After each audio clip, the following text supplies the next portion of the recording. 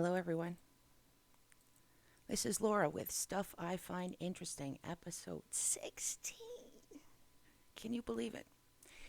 It's dark because it's 5:30 in the morning, and I just don't want that much light right now. I'm doing this before I go to work at the golf course, and I kind of threw it together, like, real quick. So we'll see what happens. I have a hat because my hair is not it's not fit for company, so I threw the hat on. Plus, we're going to be talking about the Siberian cauldrons in the Valley of Death, so this is probably a good hat for that because that's in Yakutia, which is a very cold place, from what I understand. So, did the Mongols call themselves Tatar? Um, you can look at this. This ties into what we were talking about last time. It's really just kind of for your purview. This gentleman goes into it. It's a little dry, but very informative. Now, remember, I was talking about mining and how I found stuff about mining. Well, this is one of the documents that I found. And I'm not going to be sharing this in the links because I don't want to go to jail. But check this out. Oh, crap. What did I do? Maybe I can't do that while I'm here. Wait, maybe I can do it that way. There we go. So, in this contract or this proposal, there's a thing called an exploitation concession. Exploitation concession, I had to look it up. There's exploration concession and then the exploitation concession. So, the exploration concession is the town gives permission to the mining company to go look. And then there's a contract that's drawn up, and there's certain parameters that need to be met.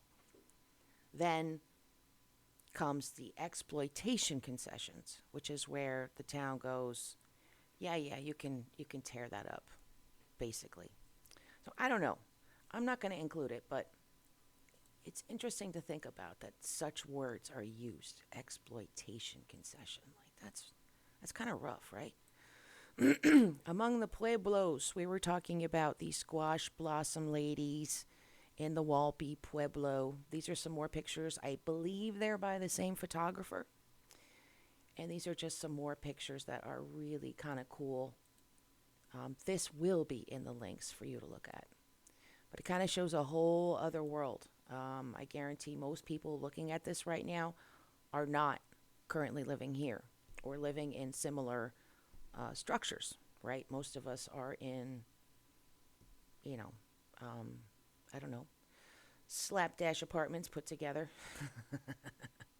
Look at this. This is actually really freaking cool. This is the Walpi Pueblo.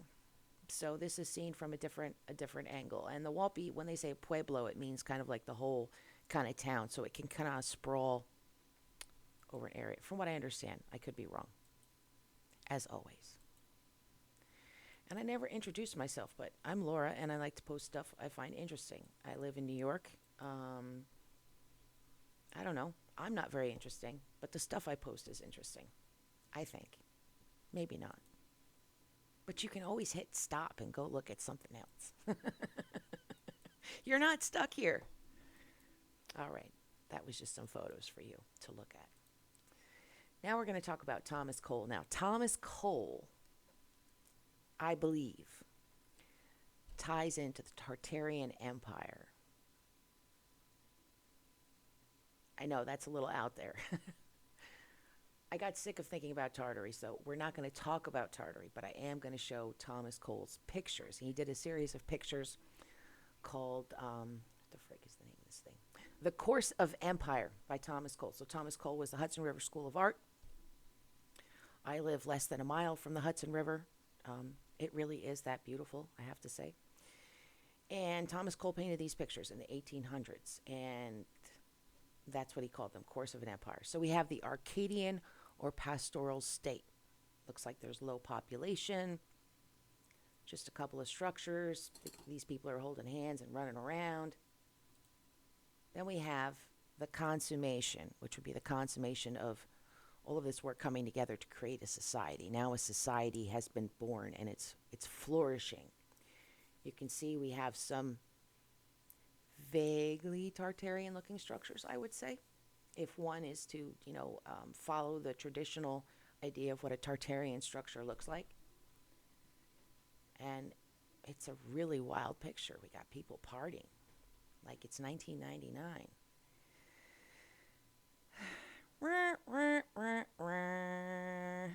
Then we have destruction. This is actually a pretty heavy picture. I'm being comical, but we have what looks like some sort of event that's just wrecking everything. So what was a sunny plaza with people celebrating is now an inferno of screaming people. Then we have the savage state, people fighting for survival. There's not a lot to eat. The weather's not conducive to flourishing. Maybe it's kind of cold, although this guy's wearing like not a lot. So maybe there's like seasons. Over here, we can see people have reverted back to living in tents. And it's the Native Americans, I think, that he's talking about. And that's it. That's it. So, things to make you go, right? All right, moving on. This is a picture that I like a lot. And this is the Shadow of Death. Oh, crap. I didn't look at the title before I blew it up. It's just a very cool picture. I guess you could read a whole lot of things into this. You could read like a religious sort of theme with the cross, and you could take it as far as, I guess, Jesus. I see it as more as just a spiritual thing, being illuminated with love or whatever. The Valley of the Shadow of Death by George Inness. He painted in the style of luminism, which is one of my favorites. This is Tartaria, or Tartary, I should say, not Tartaria. This is Tartary, as painted by someone in 1839, it looks like. This is by Rick Rich. There's so many consonants in a row. It'll be in the links. Speaking of mining, this is what mining used to look like, and it's really not that much different these days, I can tell you. So there's a bunch of hastily put together sort of scaffolding. There's people perched on it. Looks like in some cases they're not even wearing shoes, and they're just hacking at the walls of the cave with crude implements. Exploitation concession. This is Mexico. Incredible building. However, this existed at the same time as the people that were mining in the previous picture. So we have these two existing things happening at the same time. So if there is a Tartaria, and this is indicative of what you would see in the Tartarian Empire, then not everybody was living large, right? I mean, if that's what you believe, and then you see, pictures like people being exploited in the mines. I don't know. I'm just spitballing. I said I wasn't going to talk about Tartary. I'm sorry. This is Poultry Cross. This is a religious thing erected to honor chickens. No, I'm joking. I have no idea. This is Old Eaton Hall. We've got the animal heads. There's a freaking organ. Boy, I would love to go here right now and just run around. I'll bet it's really cool. There's a building I used to garden at, and there was a hall that actually was not that dissimilar from this. And I used to go in there and chat with the ladies that worked there, and they would get bored. You can only dust so much. And they would love it, as long as I took my muddy boots off and stuff. And they would let me kind of wander around, and they would tell me about stuff. It was really neat. And of course, then I'd have to go out and garden in a frenzy because I needed to be done by a certain time. But cool times. This is a mining entrance. Beautiful, right? Where? I do not know. Well, I know it's in Mexico, central Mexico. Beyond that, I don't know. This is an artist I found, or visionary, or collector of photographs, and I don't know whether to be impressed, terrified, horrified, concerned,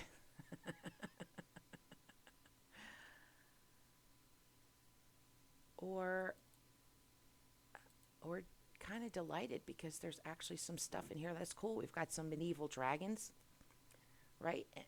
And as God, did I forget how to say his name already? Anas, Anas, the Kircher guy I was talking about a couple episodes ago. That's scary. These are fertility gods, and there's a whole conspiracy theory with these. And then, like, what is that? I don't know.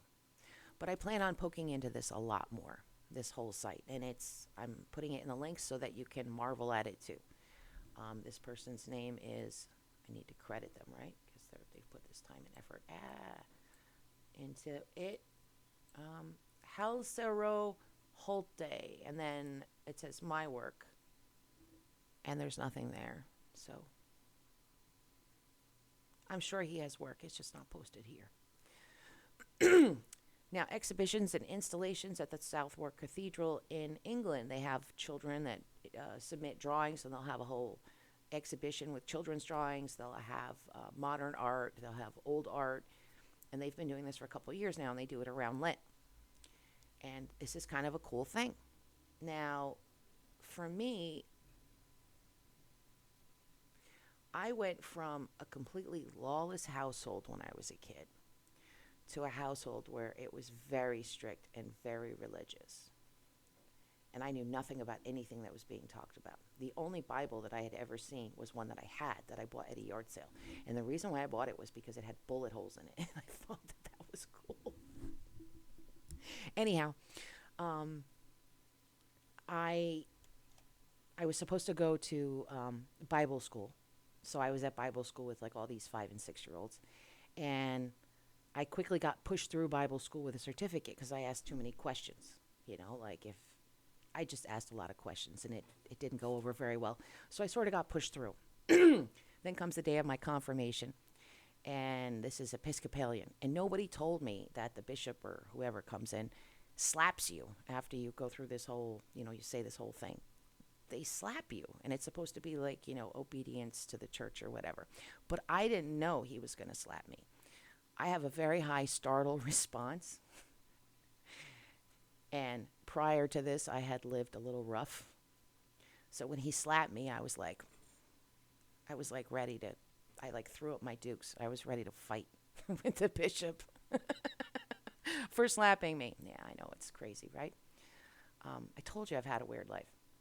So this is one of the exhibitions that they had, and there's a god named Genius. Did you know that? I didn't know that. I thought that was interesting. The history hidden in Madagascar's underwater caves. Madagascar has these underwater caves. Madagascar is off the coast of Africa on the right-hand side. It's actually very, very large, way larger than you realize. And they found bones of a lemur that grew to the size of a gorilla. So lemur, this is what I think of when I think of lemurs. Look at how cute these guys are. They are so freaking cute, right? Look. Lemurs. So then I say to myself, ooh, I can't wait to see what this giant lemur looks like. I don't think I want to cuddle that guy. Sorry, dude. All right, so we're trucking along. Now we're going to go to Socotra.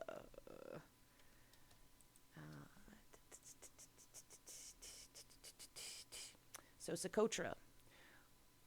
These, we were talking about this. This is an island off the coast of Yemen.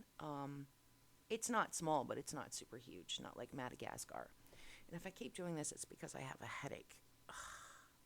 It's like in my eye. You ever get those? Like a headache that's in your eye? Anyway, let's look at some of these pictures. I think they're similar to the ones we looked at last time, but I think it's worth revisiting. This is Socotra Island. And I kind of feel like I want to go there, right? Not a lot of tourists go there. It's like only like a couple thousand a year, if that. COVID probably knocked that right down. It's probably in the hundreds.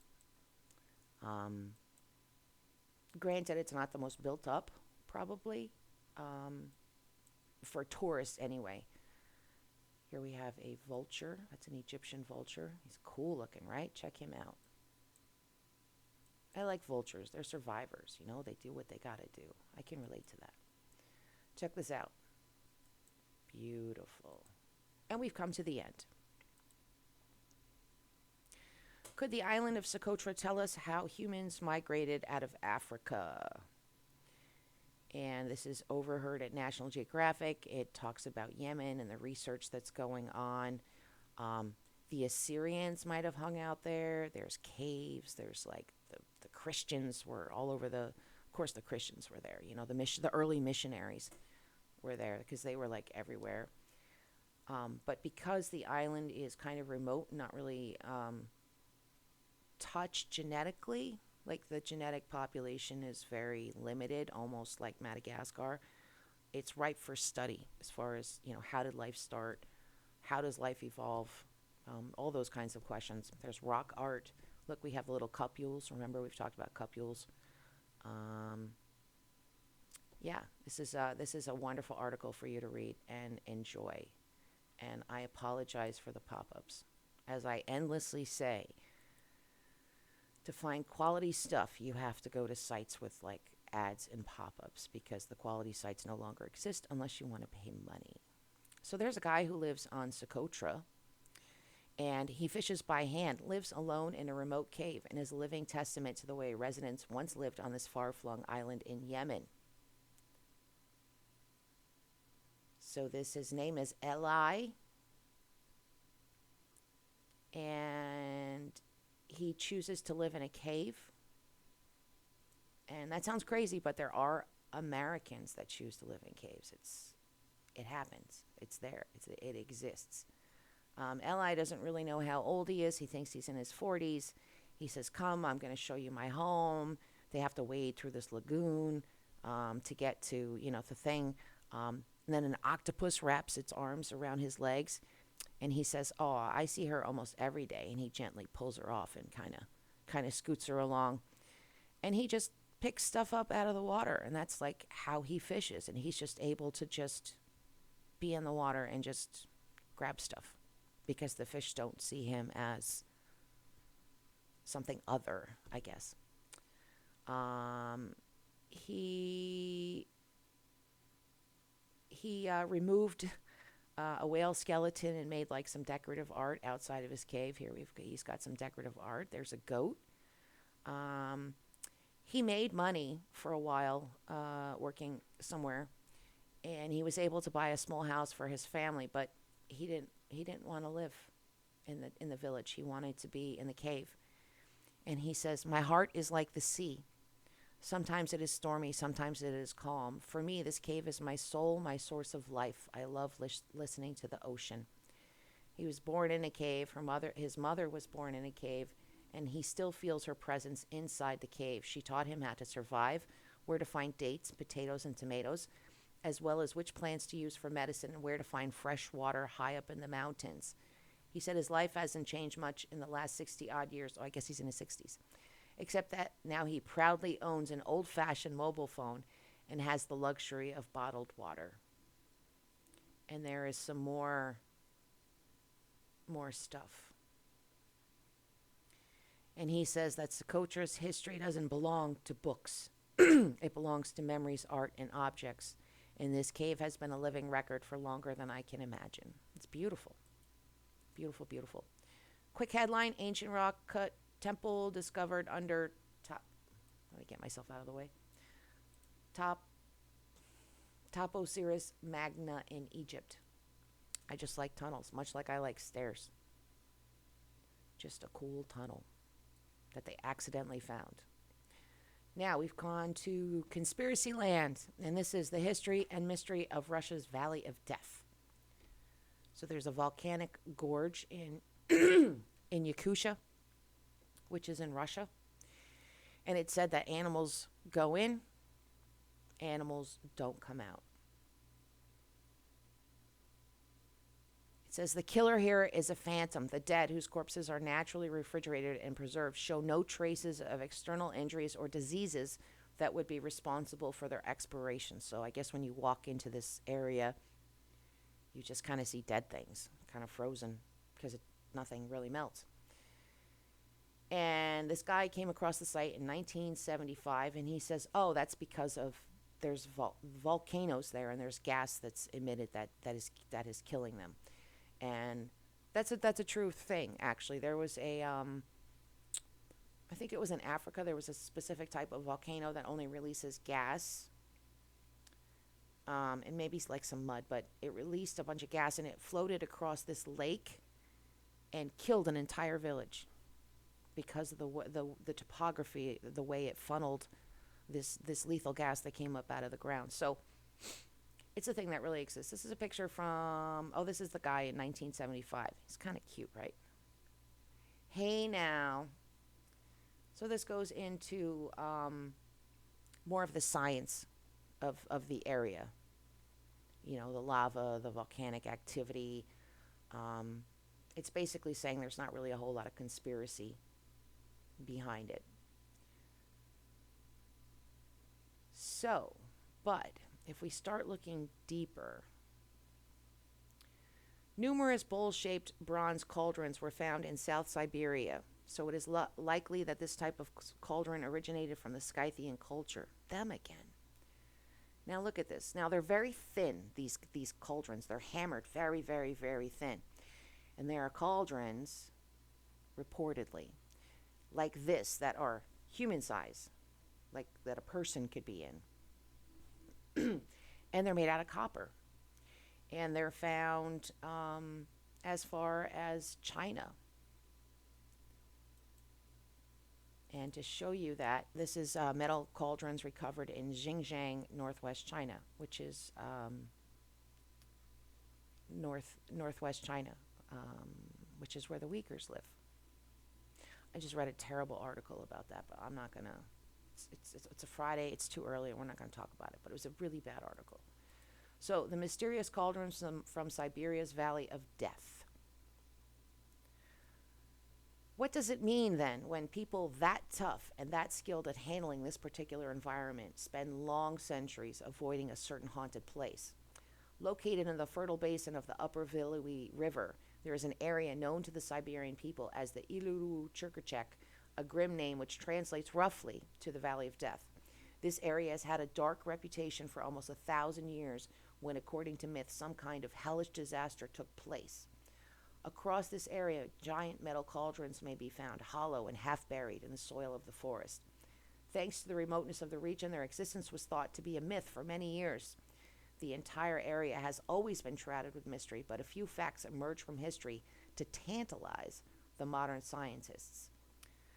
Then there's this myth about a mighty crash, fireballs, fiery whirlwinds,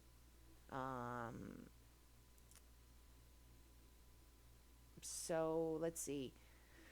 A woman traveling with her father as late as the 1930s reported taking shelter under one of the cauldrons in bad weather. She described it as a perfectly formed bowl half buried in the swamp, smooth to the touch and made of a strange metal she had never seen before.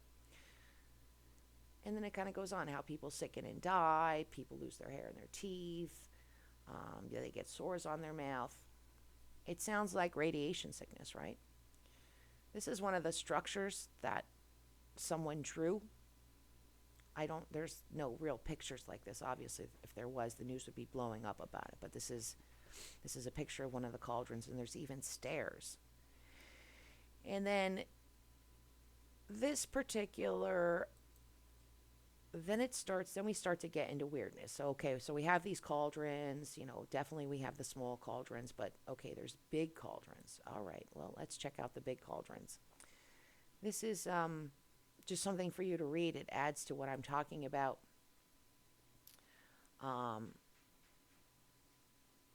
But, let's see, where's the alien part?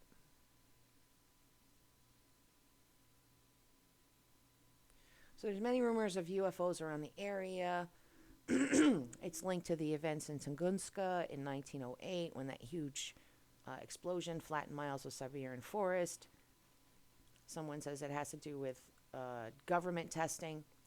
There was something I had about aliens, but it doesn't matter because here's an episode that you can listen to that talks more about it and probably way more eloquently than I just did.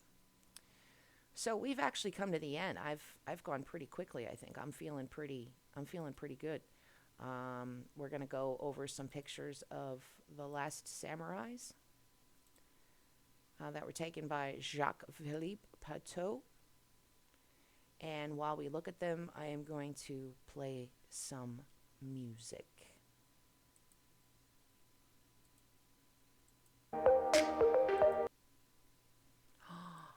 It won't let me keep it.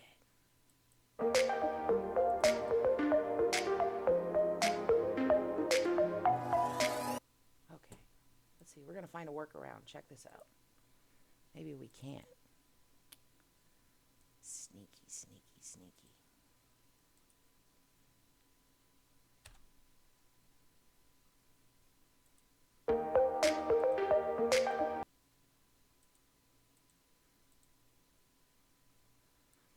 Okay, so I guess it worked.